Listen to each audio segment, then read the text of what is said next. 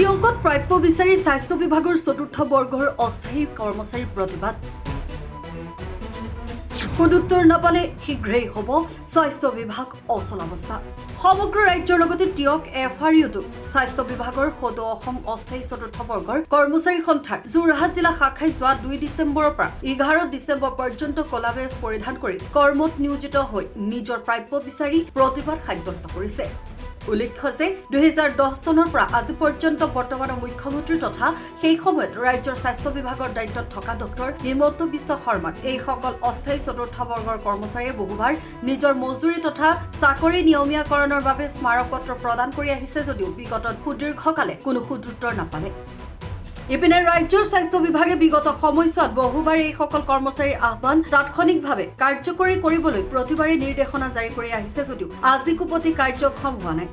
ইপিনে এই মূল্যবৃদ্ধিৰ সময়ত মাত্ৰ 1500 টকা পাৰিতোষিক লাভ কৰা কোভিডৰ দৰে আতংকৰ সময়তো নিষ্ঠাৰে নিজৰ কৰ্তব্যত নিয়োজিত হোৱা এই সকল কৰ্মচাৰী মাহিয়াৰ দৃষ্টিৰে চাই ৰাজ্যত নতুন নতুন কৰ্মচাৰী নিয়োজিত কৰি আছে চৰকাৰে সেয়ে অনতিপলমে অৰ্থাৎ 11 ডিচেম্বৰ পৰ্যন্ত যদি বৰ্তমান বছৰ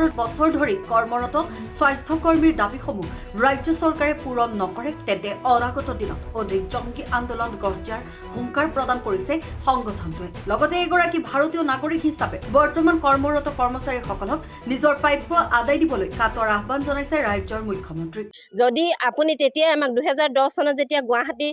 জনতা ভৱনত ৰাতি 7 বজাত লগ কৰিছো তেতিয়াও আপুনি কৈছে যে তহতি একমুঠি হৈ কাম কৰি থাক মই চাম গতিকে আমাক তেতিয়াও নকলে যে তহতি কাম নকৰিবি কিন্তু আপুনি আঁচনি বা আঁচনি উলিয়াই আছে আৰু প্ৰত্যেকবাৰে আপুনি ইণ্টাৰভিউ পাতি আছে কিন্তু আমি কৰি থকা মানুহখিনি আমি কি কৰিম কওক আমাৰতো ল'ৰা ছোৱালী ভোক পিয়াহ আমাৰো ল'ৰা ছোৱালী আছে গতিকে আমাৰ ল'ৰা ছোৱালীখিনিক আমি ন্যূনতম 1500 টকা মাহে 1500 টকাত আমি একো কৰিব নোৱাৰোঁ চাওক আমাৰ বিহু সংক্ৰান্তি আহে আমি ল'ৰা ছোৱালীক যিটো বিচাৰে আমি দিব নোৱাৰোঁ আৰু মাননীয় মুখ্যমন্ত্ৰী মহোদয় যোৱা গংগাধৰ ক্ষেত্ৰত আপুনি মনত আছে মোক কৈছে ঐ ছোৱালী গোমধৰ ক্ষেত্ৰত আপুনি মোক কৈছে ঐ ছোৱালী ভালে আছ তেতিয়াও আপুনি মোক কৈছে তই আছ তহঁতি একমুঠি হৈ থাক তহঁতক মই দিম সোনকালে দিম তেতিয়া সেই ইলেকশ্যন হৈ গ'ল তেতিয়াও আমি আশাৰে ৰৈ আছিলোঁ আপুনি আমাৰ মুখত ভাত দিব কিন্তু আজি পৰ্যন্ত নাই যোৱা 2 জুলাইত এখন অৰ্ডাৰ কপি ডাইৰেক্টৰ অফিচৰ পৰা ওলাইছে গুৱাহাটী ডাইৰেক্টৰ অফিচৰ পৰা যে ছেক্ৰেটাৰী তাৰ পৰা চাইন কৰা আছে তেওঁলোকে কৈছে যে আমি fix pay 5 years above 10 years above আৰু বিল' 5 years 5 to 10 years above 10 years তে পৰ্যায়ক্ৰমে আমাক আপুনি ফিক্স পে হ'লেও আমাক দিব বুলি এখন অৰ্ডাৰ ওলালত আমাৰ মনলৈ হাঁহি বিৰিঙিছিলে কিয় উলিয়াইছিলে যদি মেনেজিং কমিটিয়ে আমাক লৈছিলে মেনেজিং কমিটিয়ে চাব লাগে তেনেহ'লে এই অৰ্ডাৰবিলাক বাৰ আমাৰ হাতৰ পৰা জইণ্ট ডাইৰেক্টৰ অফিচত আমাক এই আই কাৰ্ড প্ৰদান কৰি এখন আমাক সাধাৰণ গা নথকা এখন খদৰ কাপোৰ দি আমাক দায়িত্ব সামৰিছে নেকি এই চৰকাৰখনে আৰু এটা কথা এই নিউজ চেনেলৰ যোগেদি জনাই থওঁ যদি আমাৰ ঠাইত আপুনি নতুন এপইণ্টমেণ্ট কোনোবা পঠায় এইখন অসমত প্ৰতিখন হস্পিটেলত একোজনকৈ লাচিত বৰফুকন আৰু মূলা গাভৰুৰ সৃষ্টি হ'ব আপোনাক জনাই থওঁ যদি আমাৰ ঠাইত বেলেগ মানুহ এপইণ্ট কৰে আজি ক'ভিডৰ সময়ত আমাৰ বহুজন ব্যক্তি ক'ভিড হৈ মৃত্যু হ'ল এই স্বাস্থ্য সেৱাত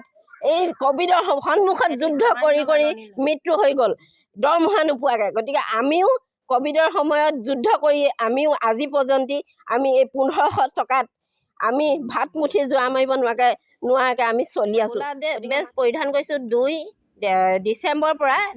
11 ডিচেম্বৰলৈকে আৰু এই 11 ডিচেম্বৰলৈকে যদি আমি ক'লা বেজ পৰিধান কৰি এই স্বাস্থ্য সেৱা নকৰোঁ হস্পিটেলবিলাক দুৰ্গন্ধ হ'ব যিহেতুকে আমাৰ অবিহনে হস্পিটেলবিলাক নচলে